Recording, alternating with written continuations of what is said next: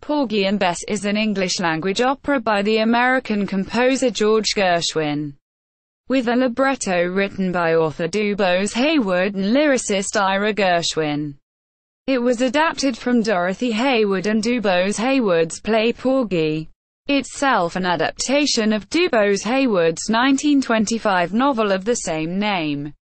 Porgy and Bess was first performed in Boston on September 30, 1935, before it moved to Broadway in New York City.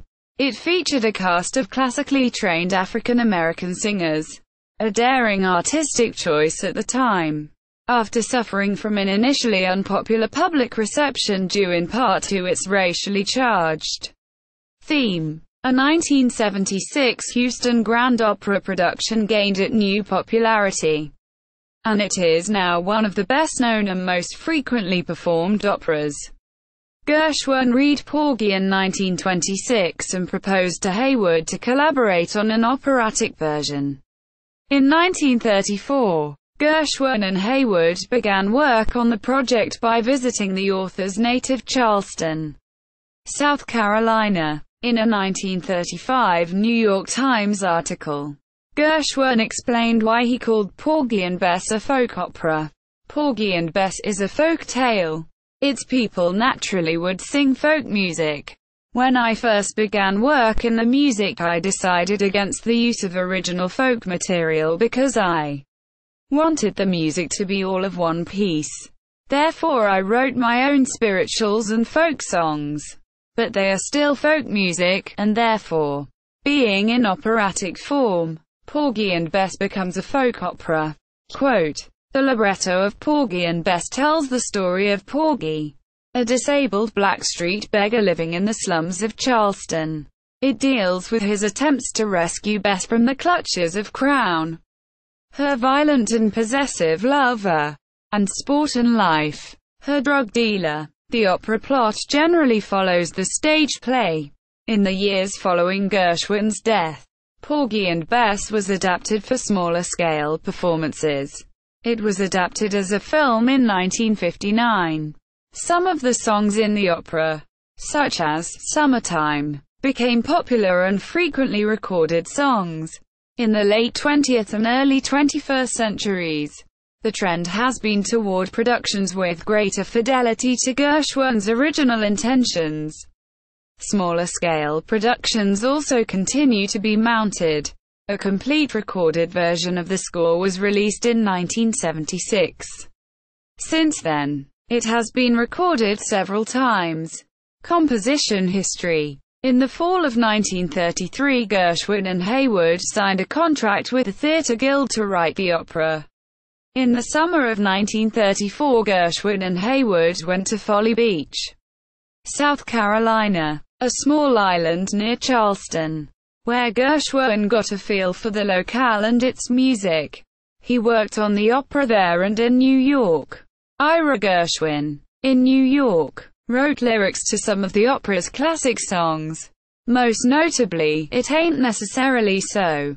Most of the lyrics, including "Summertime," were written by Heyward, who also wrote the libretto.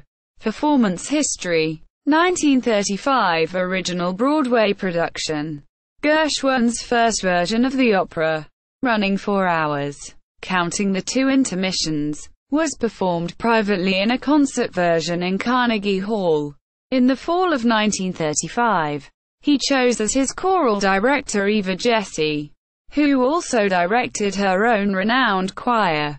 The world premiere performance took place at the Colonial Theatre in Boston on September 30, 1935. The tryout for a work intended initially for Broadway, where the opening took place at the Alvin Theatre in New York City on October 10, 1935. During rehearsals and in Boston, Gershwin made many cuts and refinements to shorten the running time and tighten the dramatic action.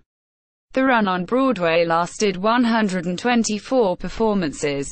The production and direction were entrusted to Ruben Mamoulian, who had previously directed the Broadway productions of Heyward's play Porgy.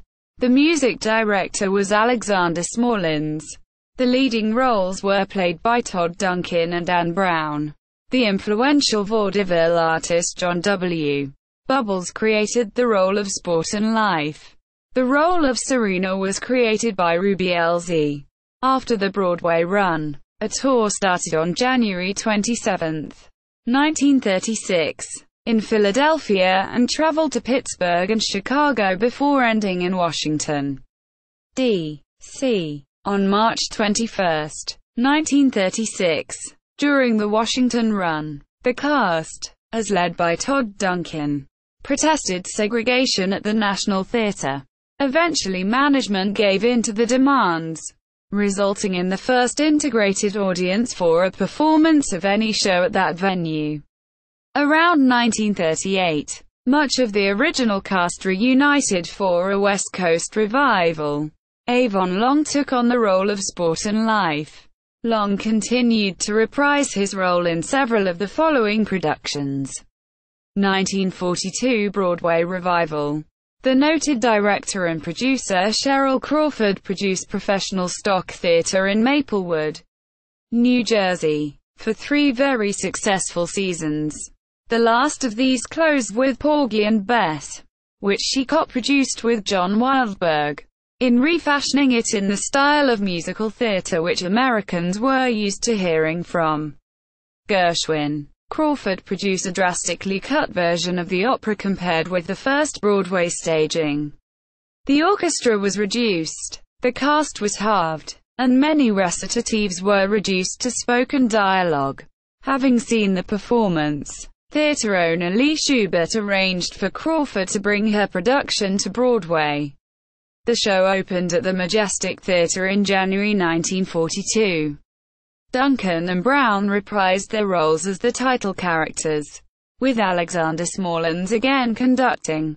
In June, the contralto Etta Moten, whom Gershwin had first envisioned as Bess, replaced Brown in the role. Moten was such a success that Bess became her signature role.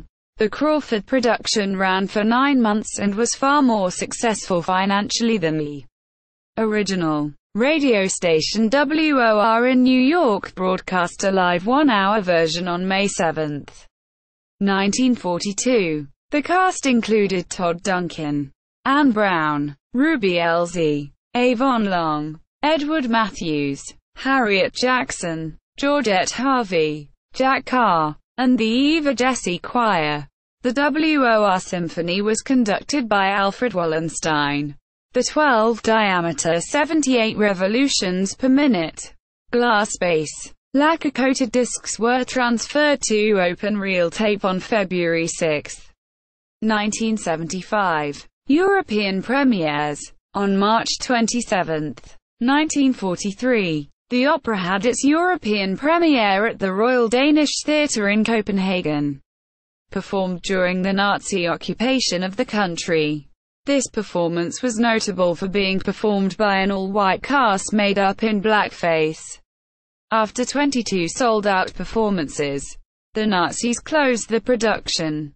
Other all-white or mostly white productions in Europe, reflecting contemporary demographics in the countries, took place in Zurich, Switzerland, in 1945 and 1950, and Gothenburg and Stockholm, Sweden in 1948. 1952 touring production. Blevins Davis and Robert Breen produced a revival in 1952 which restored much of the music cut in the Crawford version, including many of the recitatives.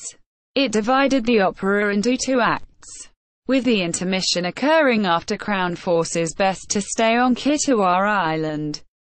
This version restored the work to a more operatic form, though not all of the recitatives were retained. In this version, Porgy and Bess was warmly received throughout Europe. The London premiere took place on October 9, 1952 at the Stoll Theatre, where the opera continued until February 10, 1953. This production's original cast featured Americans Leontine Price as Bess, William Warfield as Porgy, and Cab Calloway as Sport and Life, a role that Gershwin had composed with him in mind. The role of Clara was played by a young Maya Angelou. Price and Warfield met and wed while on the tour. The role of Porgy was the first for Warfield after his appearance as Joe, singing "Old Man River" in the popular 1951 MGM film of Showboat. After a tour of Europe financed by the United States Department of State, the production came to Broadway's Ziegfeld Theatre in March 1953. It later toured North America. After completing its North American run in Montreal, the company embarked on an international tour, with Levin Hutchison as Porgy and Gloria Davy as Bess. The production first performed in Venice, Paris, and London, and in other cities in Belgium, Germany, Greece, Italy, Switzerland, and Yugoslavia. The company also made a stop at the Cairo Opera House in Egypt in January 1955. In 1955–1956 the company toured in cities in the Middle East, Africa, Russia, and Latin America. During this tour, Porgy and Bess was presented for the first time at La Scala in Milan in February 1955. A historic yet tense premiere took place in Moscow in December 1955. It was during the Cold War and the first time an American theater group had been to the Soviet capital since the Bolshevik Revolution. Author Truman Capote traveled with the cast and crew, and wrote an account included in his book The Muses Are Heard. 1970 Charleston Performances. The first performances of Porgy and Bess in Charleston, South Carolina, were presented in 1970 as part of South Carolina's tricentennial celebration. The performances were a collaborative effort of the Choral Ears Music Club, led by James Edwards, and the Charleston Symphony Orchestra, conducted by Lucien de Gruyter. The part of Porgy was played by Reuben Wright. The collaboration of the two groups was evidence that race relations in Charleston had improved. In 1971, excerpts from the opera were presented by the same performers during the inauguration festivities for Governor John C. West. Inclusion of this interracial performance at this time was further evidence of improvement in race relations in South Carolina. 1976 Houston Grand Opera production. During the 1960s and early 1970s, Porgy and Bess mostly languished on the shelves, a victim of its perceived racism, though new productions took place in 1961 and 1964, along with a Vienna Volksoper premiere in 1965, again with William Warfield as Porgy. These did little to change many African Americans' opinions of the work. Many music critics still had not accepted it as a true opera.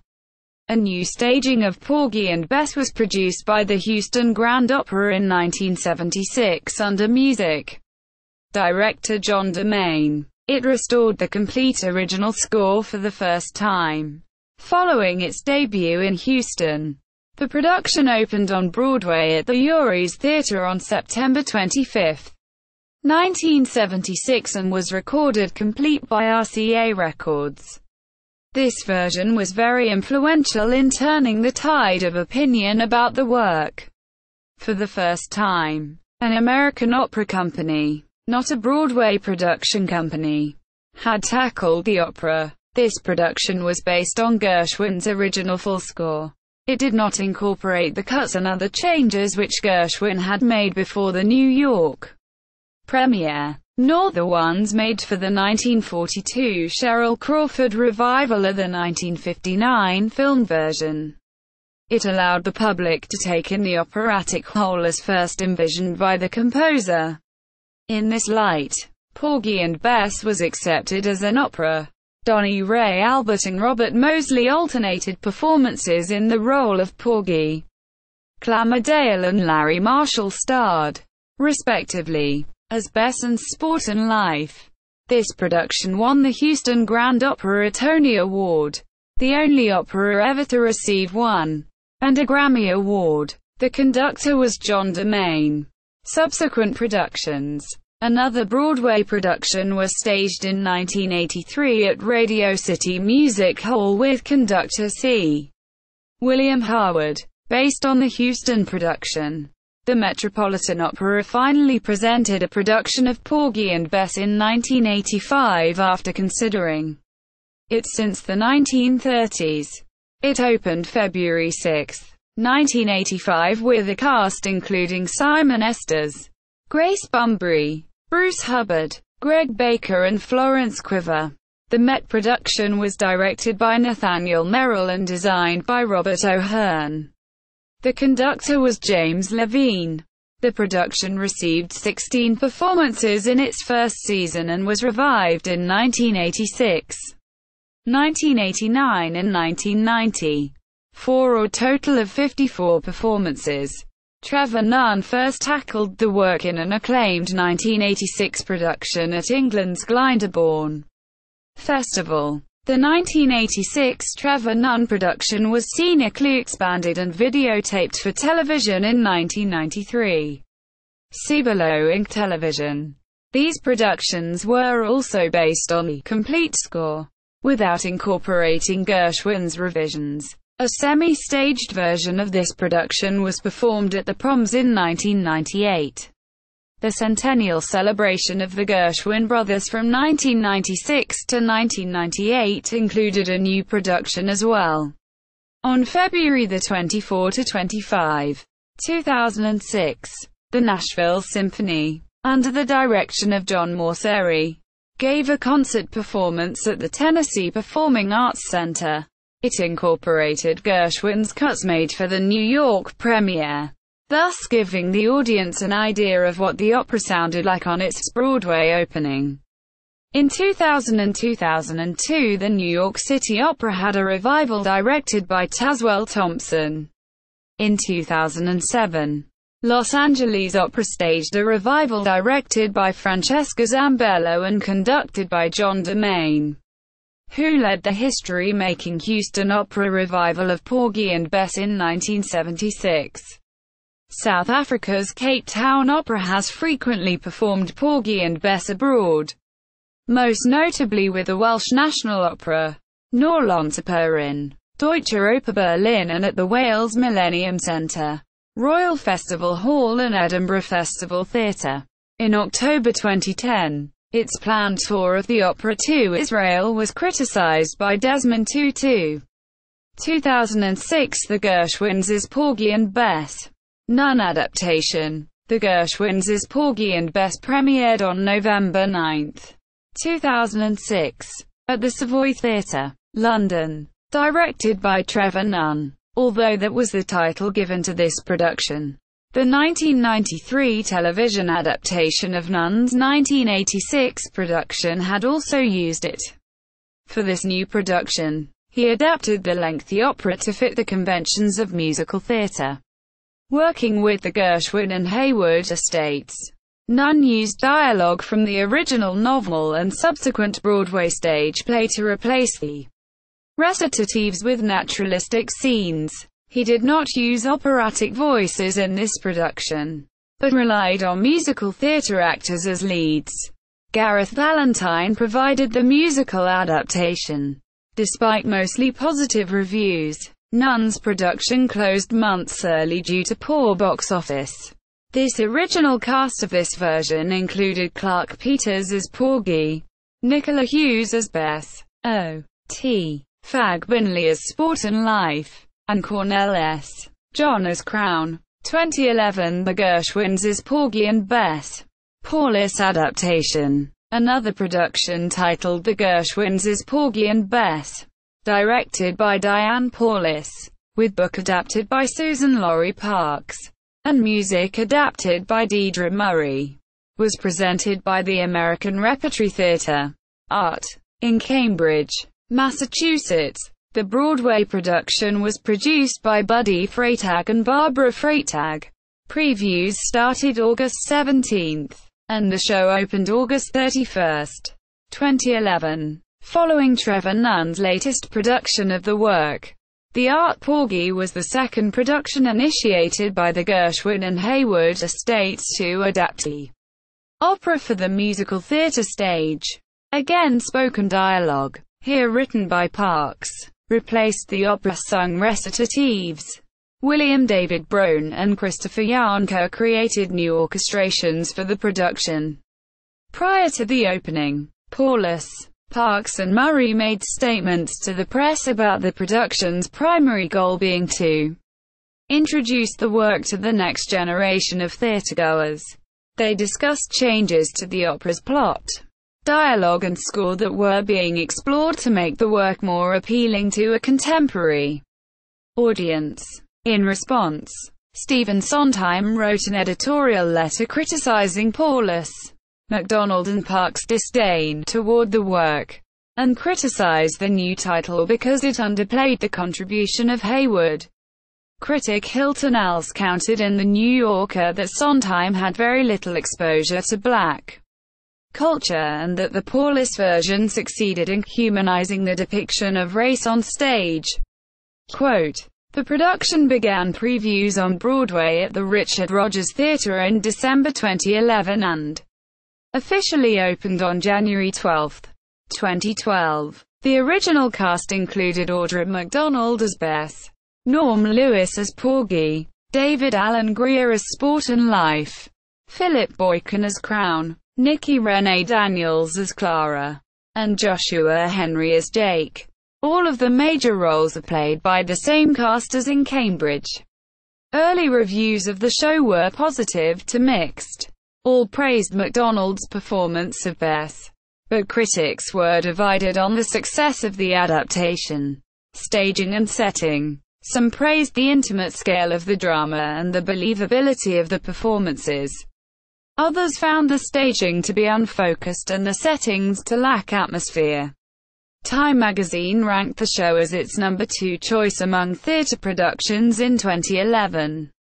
The production was nominated for 10 awards in the 2012 Tony Awards, winning Best Revival of a Musical and Best Performance by a Leading Actress in a Musical for MacDonald. The production ran through September 23, 2012. It played 322 performances, 17 more than the 1953 revival, making it the longest-running production of Porgy and Bess on Broadway thus far. 2014 The Gershwins' Porgy and Bess London production. This production ran at the Regent's Park Open Air Theatre from the 17th of July to the 23rd of August. Cast members included Rufus Bonds Jr., Porgy, Nicola Hughes, Bess, Cedric Neal, Sport and Life, Philip Boykin, Crown, Sharon D. Clarke, Mariah, Jade Ewan, Clara, and Golda Rosheuvel, Serena. The production was directed by Timothy Shedder, and also used the book adapted by Susan Laurie Parks, and music adapted by Deidre Murray. It was nominated at the Olivier Awards for Best Musical Revival roles, with the exception of the small speaking roles. All of the characters are black. Synopsis. Place: Catfish Row, a fictitious black tenement.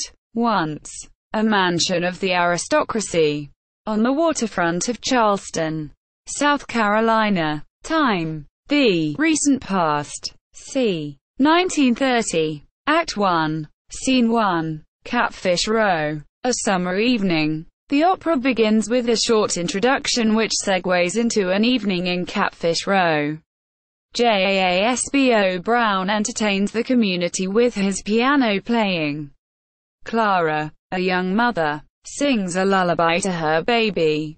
Summertime. As the working men prepare for a game of craps, roll them bones, one of the players, Robbins, scorns his wife Serena's demands that he not play, retorting that on a Saturday night, a man has the right to play. Clara's husband, the fisherman Jake, tries his own lullaby. A woman is a sometime thing, with little effect. Little by little, other characters in the opera enter Catfish Row. Among them Mingo, another fisherman, and Jim, a stevedore who, tired of his job, decides to give it up and join Jake and the other fishermen. Porgy, A disabled beggar enters on his goat cart to organize the game. Peter, an elderly, punny man, returns, singing his vendor's call. Crown, a strong and brutal stevedore, storms in with his woman, Bess, and buys cheap whiskey and some happy dust off the local dope peddler. Sport and life. Bess is shunned by the women of the community, especially the pious Serena and the matriarchal cookshop owner Maria. But Porgy softly defends her. The game begins. One by one, the players get crapped out, leaving only Robbins and Crown, who has become extremely drunk. When Robbins wins, Crown attempts to prevent him from taking his winnings.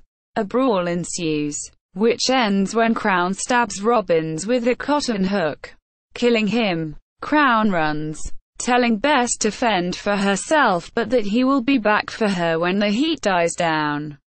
Sport and life gives her a dose of happy dust and offers to take her with him when he goes to New York, but she rejects him. He flees, and Bess begins to pound on doors, but is rejected by all of the residents of Catfish Row, with the exception of Porgy, who lets her in. Scene 2. Serena's room. The following night, the mourners sing a spiritual to Robbins.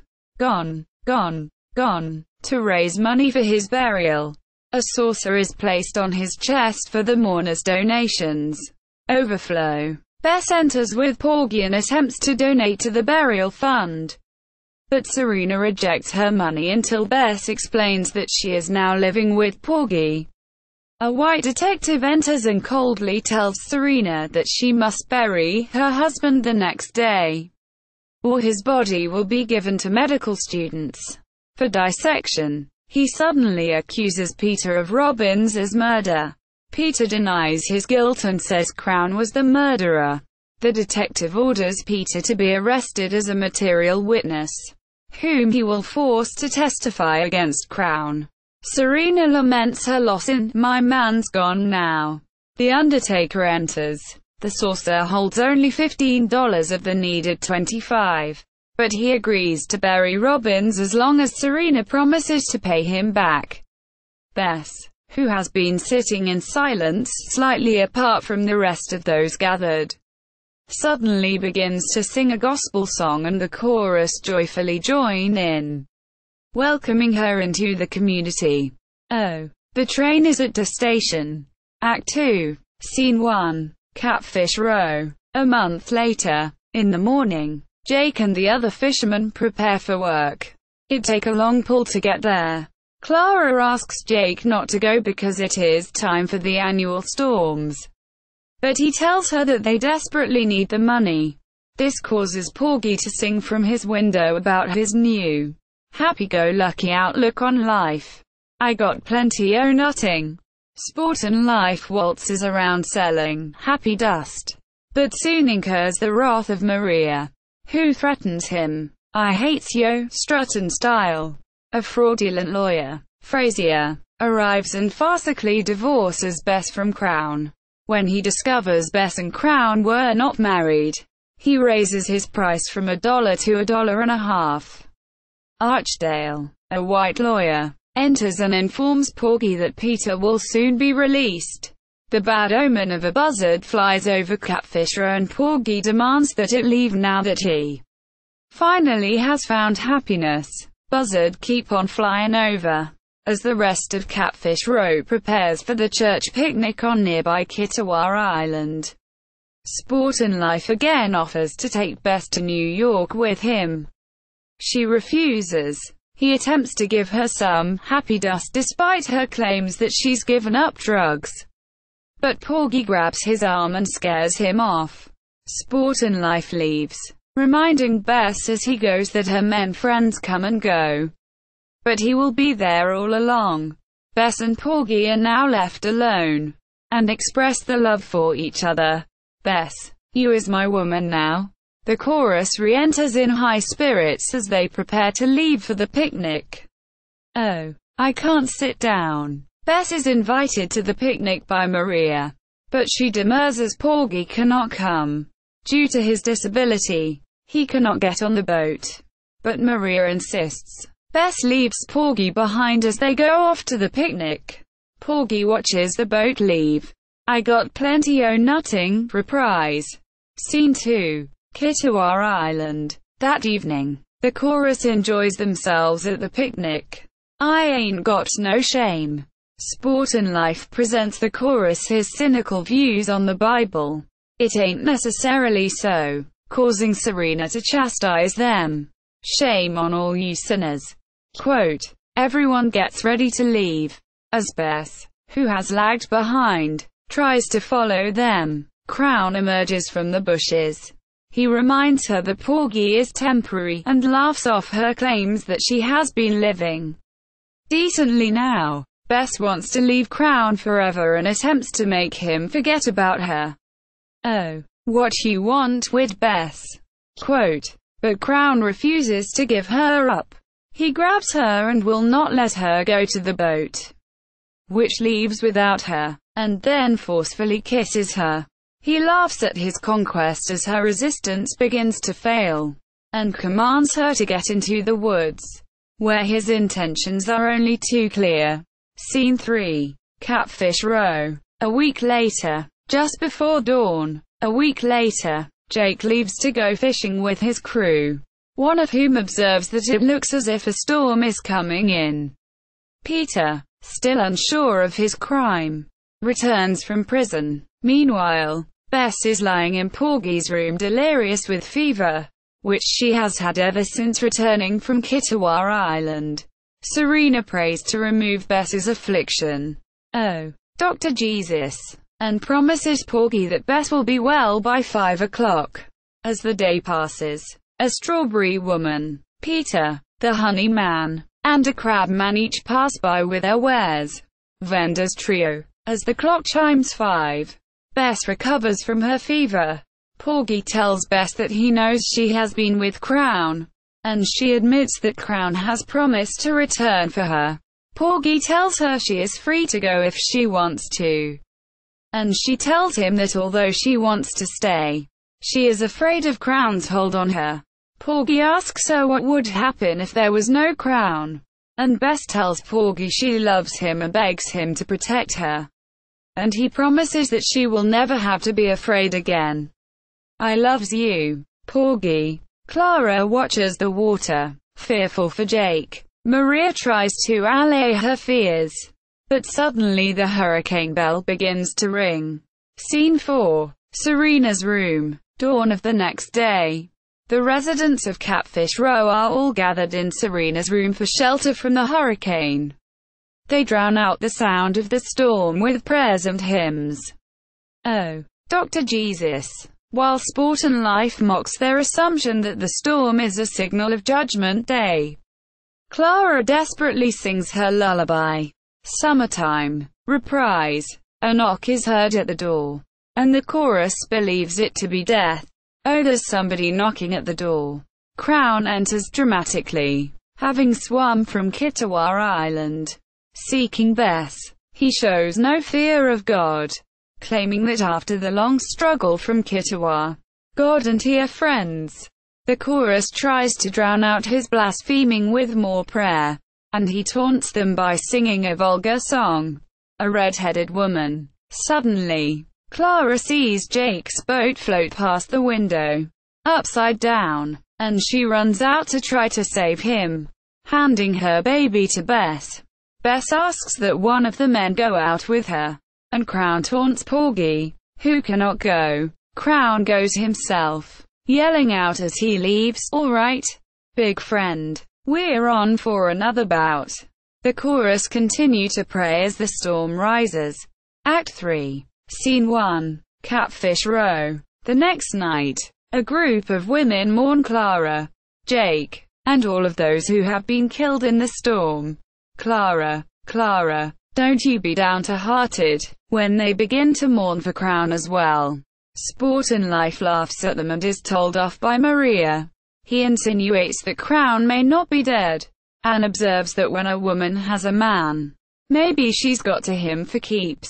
But if she has two men, then it's highly likely she'll end up with none. Bess is heard singing Clara's lullaby to her baby, whom she is now taking care of.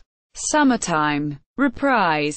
Once Catfish Row is dark, Crown stealthily enters to claim Bess, but is confronted by Porgy.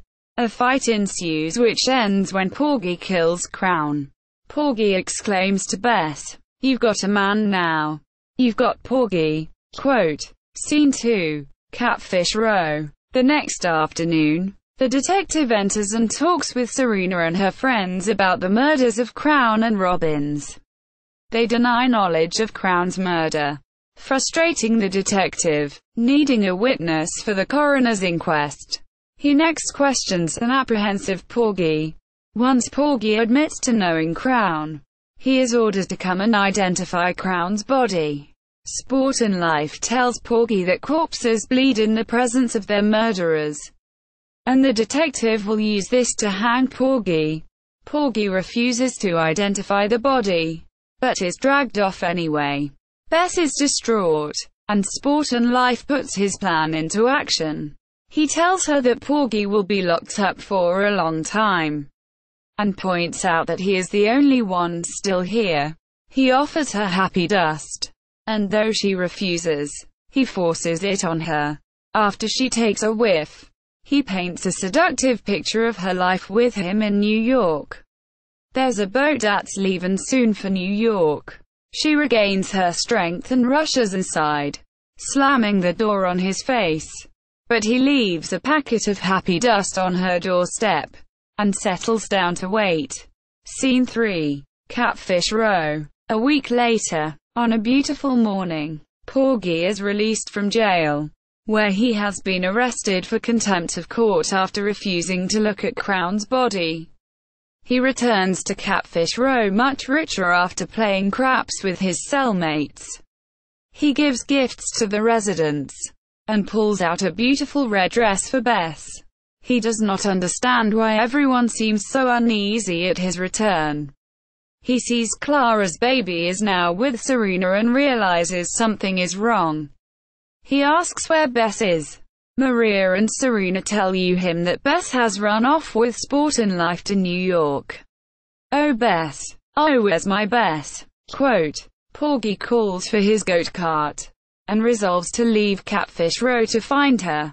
He prays for strength, and begins his journey. "Oh, Lord, I'm on my way." Racial controversy. From the outset, the opera's depiction of African Americans attracted controversy. Problems with the racial aspects of the opera continue to this day. Virgil Thomson, a white American composer, stated that folklore subjects recounted by an outsider are only valid as long as the folk in question is unable to speak for itself, which is certainly not true of the American Negro in 1935. Duke Ellington was supposed to have stated, "The times are here to debunk Gershwin's lampblack Negroisms." Quote. Ellington's response to the 1952 Breen Revival was completely the opposite. His telegram to the producer read, "You're Porgy and Bess the superbest, singing the gonest, acting the craziest, Gershwin the greatest." Quote. Several of the members of the original cast later stated that they, too, had concerns that their characters might play into a stereotype that African Americans lived in poverty, took drugs and solved their problems with their fists. A planned production by the Negro Repertory Company of Seattle in the late 1930s, part of the Federal Theater Project, was cancelled because actors were displeased with what they viewed as a racist portrayal of aspects of African American life. The director initially envisioned that they would perform the play in a Negro dialect. These Pacific Northwest African American actors, who did not speak in such dialect, would be coached in it. Florence James attempted a compromise of dropping the use of dialect, but the production was cancelled. Another production of Porgy and Bess, this time at the University of Minnesota in 1939, ran into similar troubles. According to Barbara Cyrus, one of the few black students then at their university, members of the local African American community saw the play as detrimental to the race, and as a vehicle that promoted racist stereotypes. The play was cancelled due to pressure from the African American community, which saw their success as proof of the increasing political power of blacks in Minneapolis-St. Paul. The belief that Porgy and Bess was racist gained strength during the civil rights movement and Black Power movement of the 1950s, 1960s and 1970s. As these movements advanced, Porgy and Bess was seen as more and more out of date. When the play was revived in the 1960s, social critic and African American educator Harold Cruse called it the most incongruous, contradictory cultural symbol ever created in the Western world. Quote, in the 1976 Houston Opera production, the director, Sherwin Goldman, had trouble finding interested performers. Goldman, a white Texas native and a graduate of Yale and Oxford universities, recalled, I was auditioning singers all around the country. I guess 30 cities in all, from theater groups to church choirs, but was having a hard time finding directors. I don't think there was a single black person, of those who had never been associated with Porgy, who didn't seriously badmouth it. Nevertheless, a cast was assembled of African American classically trained performers from all around the country.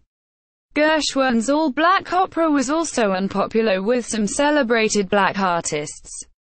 Harry Belafonte declined to play Porgy in the late 1950s film version, so the role went to Sidney Poitier.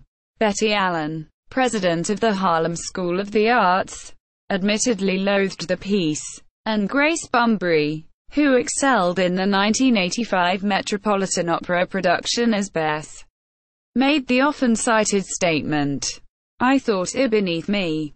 I felt I had worked far too hard, that we had come far too far to have to retrogress to 1935. My way of dealing with it was to see that it was really a piece of Americana, of American history, whether we liked it or not, whether I sing it or not. It was still going to be there. Over time, however, the opera gained acceptance from the opera community and some, though not all, in the African American community. Morris Perez stated in 2004 that Porgy and Bess belongs as much to the black singer-actors who bring it to life as it does to the Heywards and the Gershwins. Indeed, Ira Gershwin stipulated that only blacks be allowed to play the lead roles when the opera was performed in the United States, launching the careers of several prominent opera singers. That Gershwin sought to write a true jazz opera, and that he believed that Metropolitan Opera staff singers could never master the jazz idiom, but could instead only be sung by a black cast, seems to indicate he did not intend the work to belittle African Americans. Some black singers were overjoyed at Gershwin's work, going so far as to describe him as the Abraham Lincoln of Negro music. The source of much of the racial controversy seems to arise from the miscegenation of Gershwin's jazz experience. Gershwin wrote Porgy through an idiom of jazz that was influenced by Western European opera traditions, African American music, and Russian Jewish music. During the era of apartheid in South Africa, several South African theatre companies planned to put on all-white productions of Porgy and Bess. Ira Gershwin, as heir to his brother, consistently refused to permit these productions to be staged. But in 2009, Cape Town Opera's production, set in 1970s South Africa and inspired by life in Soweto, toured Britain, opening at the Wales Millennium Centre in Cardiff and going on to the Royal Festival Hall in London and Edinburgh Festival Theatre. Most of the cast were black South Africans. American singers involved in the production have found the passionate identification with the opera by the South African singers a wake-up call.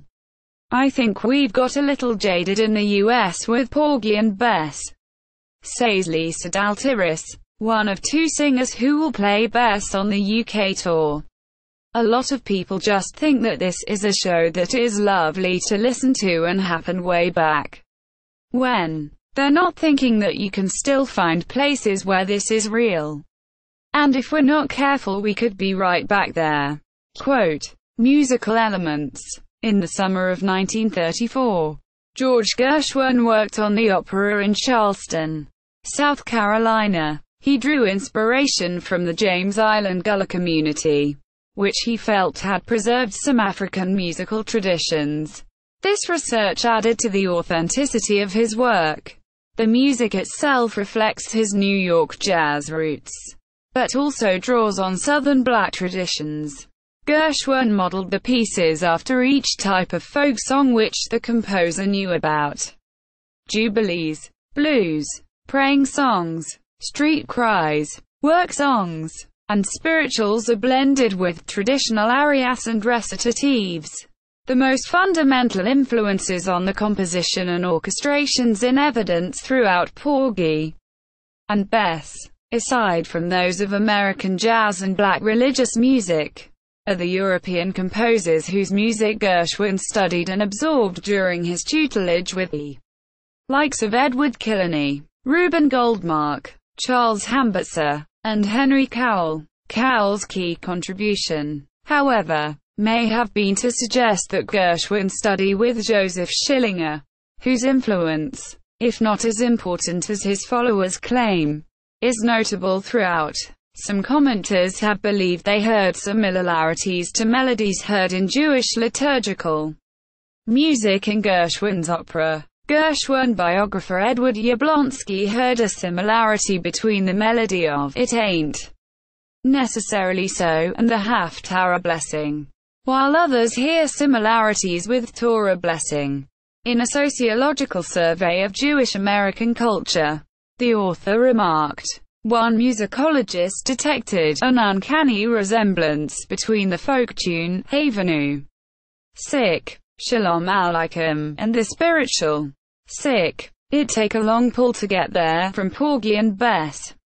Quote, the score makes use of a series of leitmotifs. Many of these represent individual characters. Some of these are fragments of the opera set numbers. Sport and Life, for example, is frequently represented by the melody which sets the title words of "It Ain't Necessarily So." Other motifs represent objects, such as the sleazy chromatic, happy dust motif, or places, notably Catfish Row. Many of the through-composed passages of the score combine or develop these leitmotifs in order to reflect the on-stage action. Particularly sophisticated uses of this techniques can be seen after the aria, "There's a Boat That's Leaving Soon for New York," in Act 3. Scene 2. The opera also frequently reprises its set numbers. These might be considered extended light section N. Notable in this respect are the reprises of Bess, "You Is My Woman Now," and "I Got Plenty O' Nuttin'," which conclude Act 2. Scene 1. The song, "Summertime," is stated 4 times alone. The duration of the work is about 180 minutes.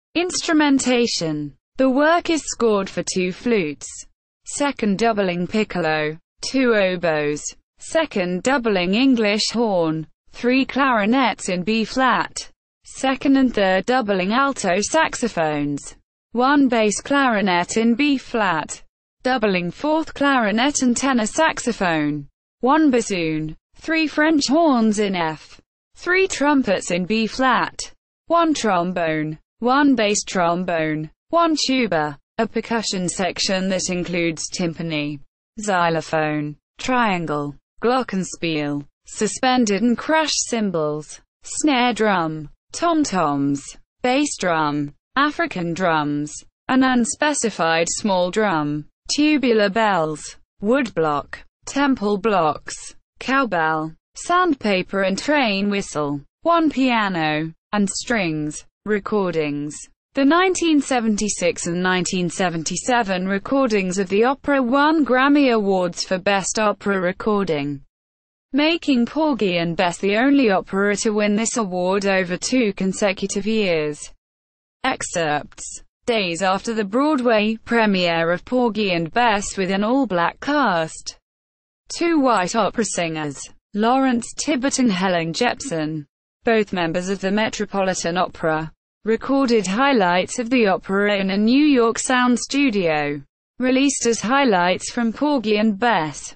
Members of the original cast were not recorded until 1940, when Todd Duncan and Anne Brown recorded selections from the work. 2 years later, when the first Broadway revival occurred, American Decca rushed other members of the cast into the recording studio to record other selections not recorded in 1940. These 2 albums were marketed as a 2-volume 78 revolutions per minute set selections from George Gershwin's folk opera Porgy and Bess. After LPs began to be manufactured in 1948, the recording was transferred to LP, and subsequently, to CD. Also in 1940, baritone Bruce Foote released a 7/8 RPM album of selections from Porgy and Bess.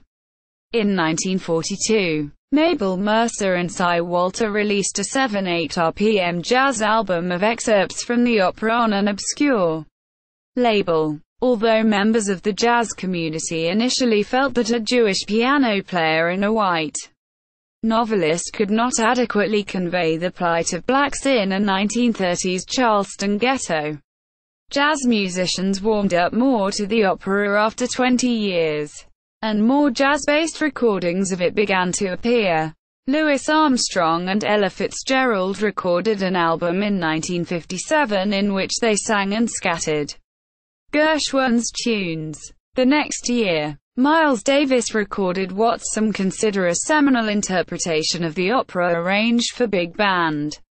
In 1959, Columbia Masterworks Records released a soundtrack album of Samuel Goldwyn's film version of Porgy and Bess, which had been made that year. It was not a complete version of the opera, nor was it even a complete version of the film soundtrack, which featured more music than could be contained on a single LP. The album remained in print until the early 1970s, when it was withdrawn from stores at the request of the Gershwin estate. It is the first stereo album of music from Porgy and Bess with an all-black cast. However, according to the album liner notes, Sammy Davis Jr. was under contract to another recording company, and his vocal tracks for the film could not be used on the album. Cab Calloway substituted his own vocals of Sport and Life's songs. Robert McFerrin was the singing voice of Porgy, and Adele Addison the singing voice of Bess. The white singer Lulie Jean Norman was the singing voice of Clara, portrayed on screen by Diane Carroll, and Inez Matthews the singing voice of Serena, portrayed on screen by Ruth Attaway. In 1963, Leontine Price and William Warfield, who had starred in the 1952 World Tour of Porgy and Bess, recorded their own album of excerpts from the opera for RCA Victor.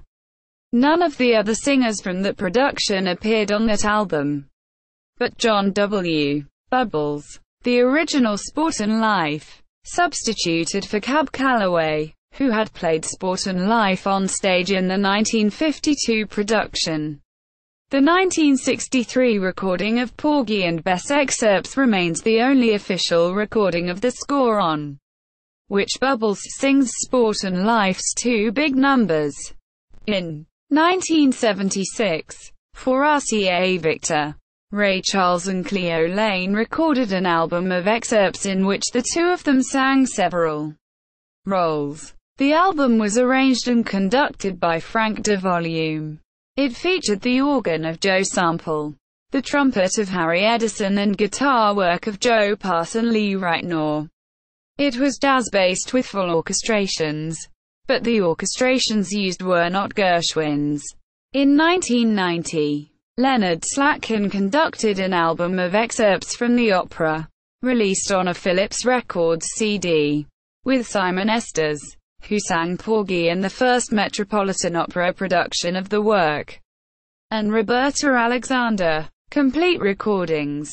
1951. Columbia Masterworks. The company recorded a 3-LP album of what was then the standard performing version of Porgy and Bess, the most complete recording made of the opera up to that time. It was billed as a complete version, but was complete only insofar as that was the way the work was usually performed then. Actually, nearly an hour was cut from the opera, because album producer Goddard Lieberson was eager to bring as much of Porgy and Bess as he felt was practical on records at the time. The recording featured more of Gershwin's original recitatives and orchestrations than had ever been heard before. The recording was conducted by Lehman Engel, and starred Lawrence Winters and Camilla Williams, both from the New York City Opera. Several singers who had been associated with the original 1935 production and the 1942 revival of Porgy and Bess were finally given a chance to record their roles more or less complete. The album was highly acclaimed as a giant step in recorded opera in its time. It was re-released at budget price on the Odyssey label in the early 1970s. It has subsequently appeared on CD on Sony's Masterworks Heritage CD series, and on the Naxos label as well. The album is not sung in as directly operatic a style as later versions, treading a fine line between opera and musical theatre. 1952. Guild. Not released until 2008. A live recording of a September 21, 1952, performance of Porgy and Bess, starring Leontine Price, William Warfield, Cab Calloway and the rest of the cast of the 1952 Davis Breen Revival. This is the only known recording of an actual performance made from the historic and highly acclaimed 1952 World Tour of the Opera. While the opera itself is not performed truly complete, it is a complete recording of that specific performance. Alexander Smallins, who led the original 1935 production and the 1942 revival, conducts. Some of the sung recitatives are still performed as spoken dialogue in the production. 1956. Bethlehem Records. A version of the opera more heavily oriented toward jazz than the original. Mel Torme sings Porgy and Frances Faye is Bess. The only 3-LP version of most of the opera with white singers. Released on CD by Rhino Records. 1976. Decca Records. The first complete recording of the opera based on Gershwin's original score. Restoring the material cut by Gershwin during rehearsals for the New York premiere in 1935. Was made by the Cleveland Orchestra under Lorin Maazel in 1976 for Decca Records in the UK and London Records in the US. In time for the US bicentennial, it starred Willard White singing his first Porgy, and Leona Mitchell as Bess. The recording was praised by critics for its performance quality and racial significance, but at the same time was highly criticized by some for not bringing out the jazzier qualities of the score. 1977. RCA Victor. A complete recording of the opera by the Houston Grand Opera based on the complete original score. 1989. Emmy. The Glyndebourne album also based on the complete original score, without Gershwin's cuts. 2006. Decca. A recording of the opera made by the Nashville Symphony under John Morsery as the first to observe Gershwin's cuts and thus present the opera as it was heard in New York in 1935. The musical cuts made on this album coincide almost exactly with those in the 1951 album. with the exception that the buzzard song, usually cut in early productions, is heard on the 1951 album, and the occupational humoresque, heard on the 2006 album, is not heard on the 1951 album at all. This version stars Marquita Lister as Beth. 2010. RCA Victor. Nikolaus Harnoncourt. An unusual choice for this Gershwin opera. Conducted a recording of an almost complete Porgy and Bess, which was released in the U.S. in September 2010. Greg Baker, who sang Crown in the 1985 Metropolitan Opera production, the 1986 Glyndebourne production, the 1989 Emmy recording made with the Glyndebourne cast, and in the 1993 television adaptation of the production, repeated his performance here. But the roles of Porgy and Bess are taken by two singers virtually unknown in the U.S. Jonathan Lemalou and Isabel Cabotu. 2014. EuroArts Music International. DVD and Blu-ray recorded live by San Francisco Opera in June 2009. With Eric Coens and Lakita Mitchell in the title roles. Adaptations. Film equals 1959 film equals a 1959 film version. Produced in 70mm Togdao by Samuel Goldwyn. Was plagued with problems. Ruben Mamoulian, who had directed the 1935 Broadway premiere, was hired to direct the film, but was subsequently fired in favor of director Otto Preminger after a disagreement with the producer. Mamoulian urged making the film on location in South Carolina after a fire on the soundstage destroyed the film sets. Goldwyn, who never liked making films on location, considered Mamoulian's request a sign of disloyalty. Robert McFerrin dubbed the singing voice for Sidney Poitier's Porgy, as did Adele Addison for Dorothy Dandridge's Beth. Ruth Attaway's Serena and Diane Carroll's Clara were also dubbed. Although Dandridge and Carroll were singers, their voices were not considered operatic enough. Sammy Davis Jr., Brock Peters and Pearl Bailey, who played Sport and Life, Crown and Maria, were the only principals who provided their own singing. Andre Previn's adaptation of the score won him an Academy Award, the film's only Oscar. The Gershwin estate was disappointed with the film, as the score was substantially edited to make it more like a musical. Much of the music was omitted from the film, and many of Gershwin's orchestrations were either changed or completely scrapped. It was shown on network television in the U.S. only once. In 1967, critics attacked it for not being faithful to Gershwin's opera, for over-refining the language grammatically, and for its overblown staging. The film was removed from release in 1974 by the Gershwin estate. In 2011, it was selected to the U.S. National Film Registry. Other films The 1945 Warner Brothers film biography of Gershwin, Rhapsody in Blue, featured an extended musical scene recreating the opening of the original Broadway production of Porgy and Bess. Included was the original Bess, Anne Brown, recreating her performance. The scene includes a more elaborate and historically inaccurate arrangement for the film of the song "Summertime," sung by Anne Brown as Bess with full chorus. But the Catfish Row set design is a virtual duplicate of the one seen in the 1935 Broadway stage production. The 1985 film White Nights featured a scene in which Gregory Hines performed "There's a Boat That's Leavin' Soon for New York" as Sport and Life. Hines' rendition, before a Siberian audience, included a tap dancing sequence.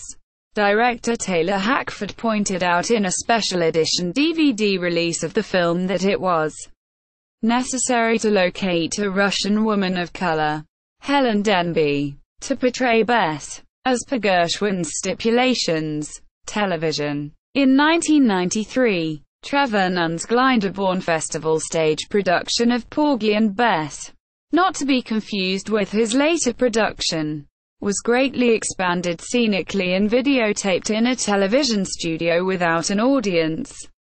This first Nunn production was also called The Gershwins' Porgy and Bess when shown on television. It was telecast by the BBC in England and by PBS in the United States.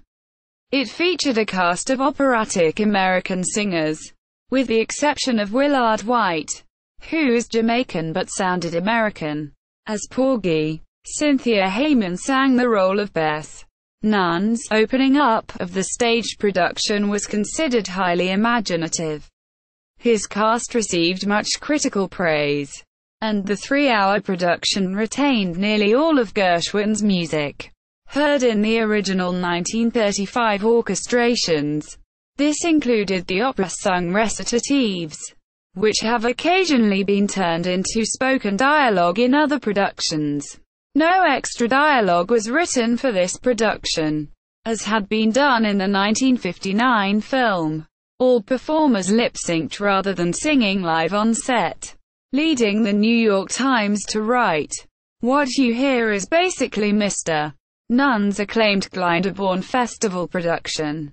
The original cast intact. What you see was filmed later in a London studio. The performers, some new to the production, are lip-syncing. It's as if an elaborate visual aid had been concocted for the Emmy recording." Quote, "This Porgy and Bess production was subsequently released on VHS and DVD.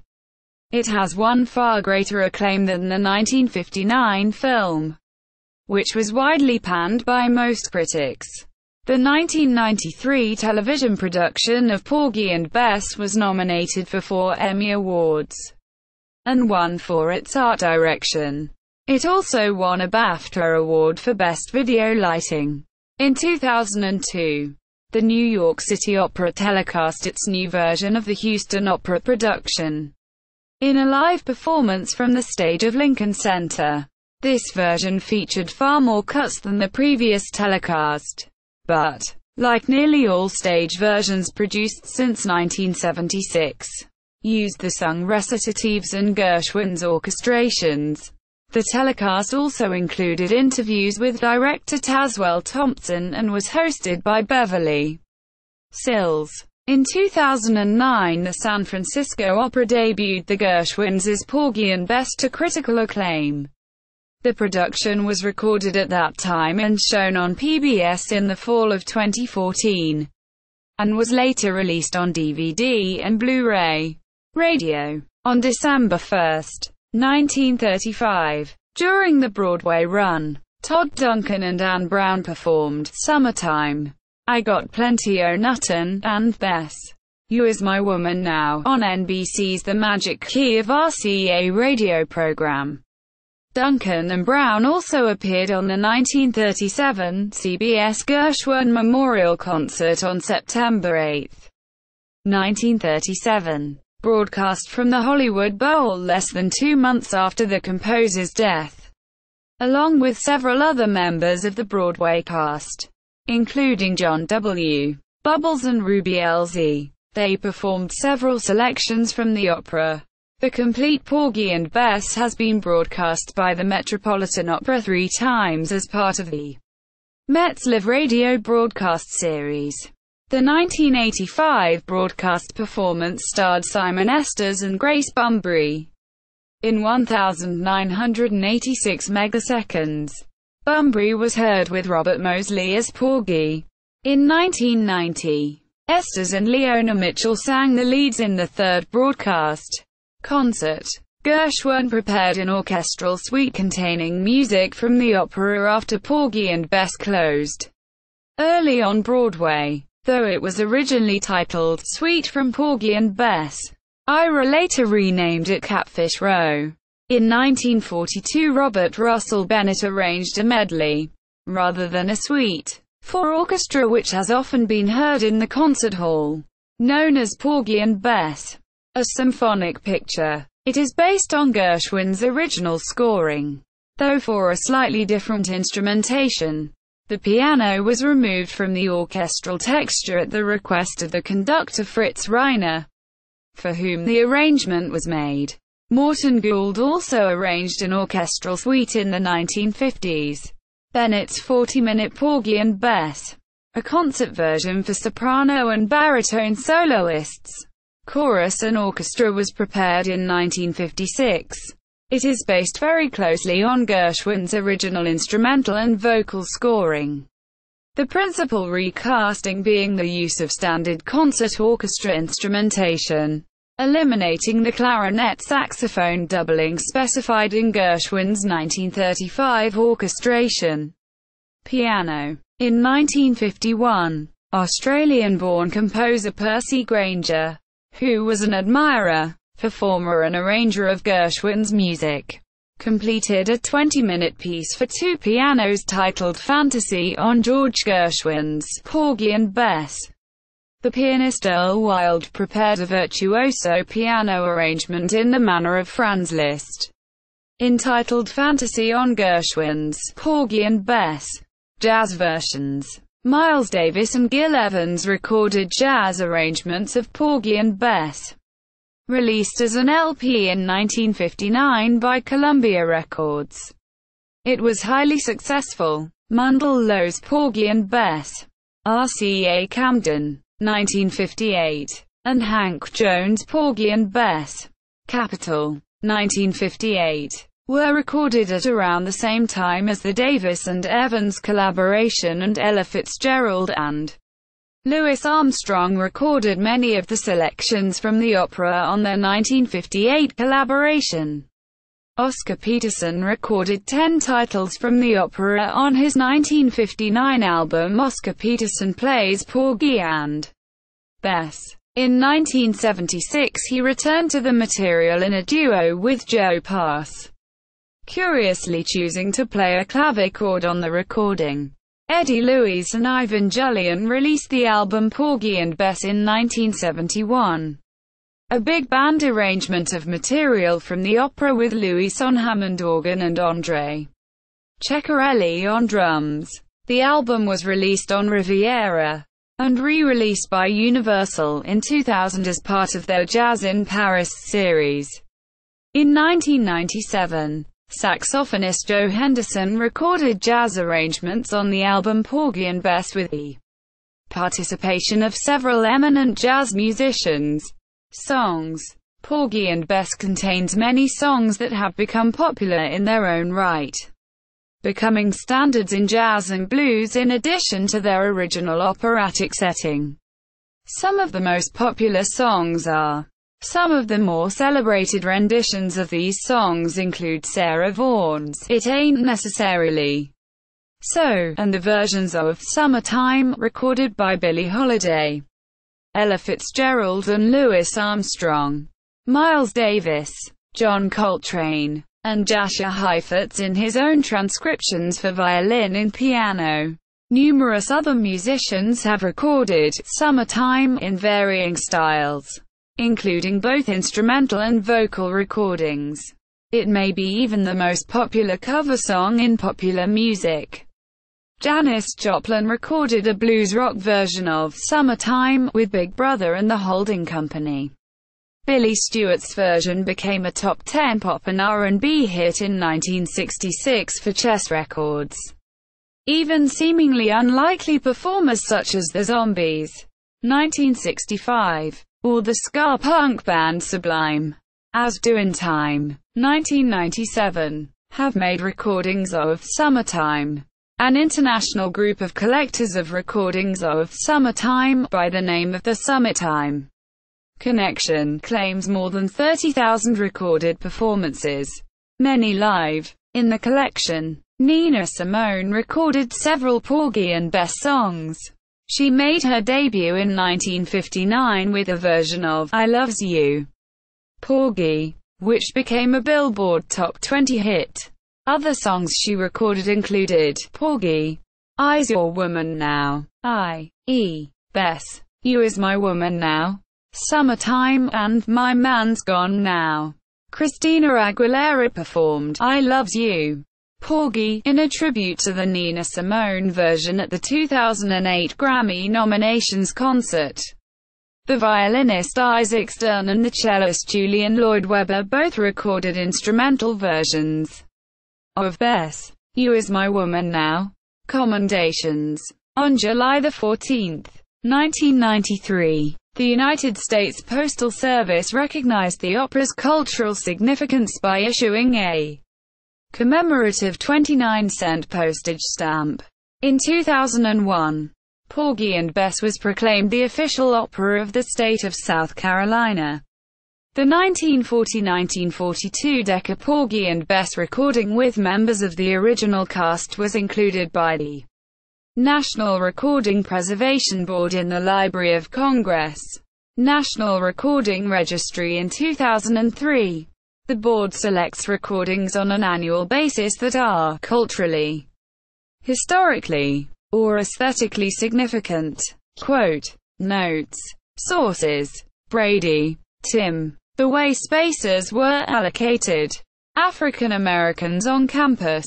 Part 2, Minnesota. November to December 2002. University of Minnesota Alumni Association. Ferenc. George J. Porgy and Bess on the concert stage. Gershwin's 1936 suite, Catfish Row, and the 1942 Gershwin-Bennett Symphonic Picture. The Musical Quarterly 94. 1-2. Spring-Summer 2011. 93-155. Yablonsky, Edward. Gershwin. A Biography. Garden City, New Jersey. Doubleday and Company. 1987. ISBN 0-7924-2164-7. Yablonsky, Edward and Lawrence D. Stewart. The Gershwin Years.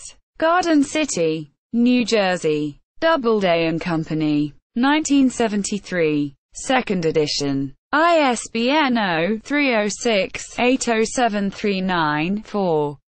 Kimball, Robert and Alfred Simon. The Gershwins. New York. Atheneum. 1973. ISBN 0-689-10569-X. Marks, Arthur. Goldwyn. A Biography of the Man Behind the Myth. W. W. Norton. 1976. ISBN 0-393-07497-8. Schwartz, Charles. Gershwin. His Life and Music. New York. Bob's Merrill Company. 1973. ISBN 0-306-80096-9. Southern Eileen. The Music of Black Americans.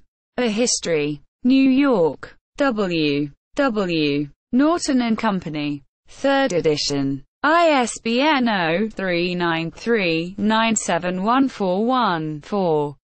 Further reading. Alpert, Hollis. The Life and Times of Porgy and Bess.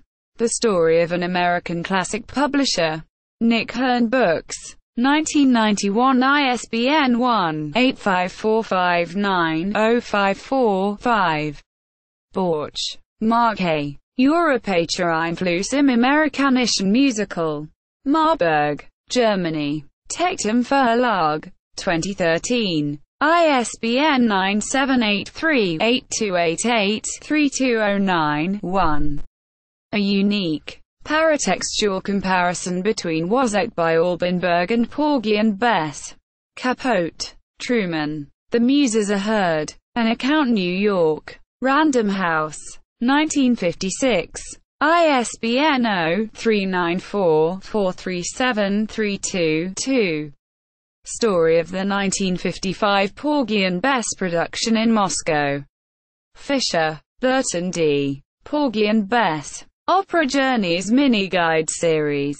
Coral Gables, Florida. Opera Journeys Publishing. 2000. ISBN 1-930841-191.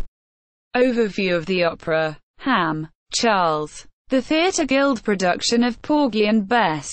Journal of the American Musicological Society. Fall 1987. pp. 495 to 532. Hutchison, James. M. DuBose Heyward. A Charleston Gentleman and the World of Porgy and Bess. University Press of Mississippi. 2000. ISBN 1-57806-250-0. Noonan, Ellen. The Strange Career of Porgy and Bess. Race, Culture, and America's Most Famous Opera. University of North Carolina Press. 2012. 448 pages.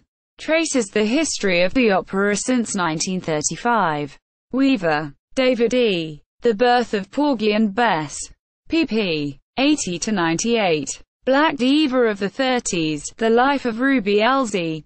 University Press of Mississippi. 2004. Porgy and Bess. NPR webcast of full opera. Staged November 12, 2005 at the Kennedy Center, Washington, D.C. Porgy and Bess. An American Voice. Excerpts from PBS documentary on the opera. Hypertext edition of the novel Porgy.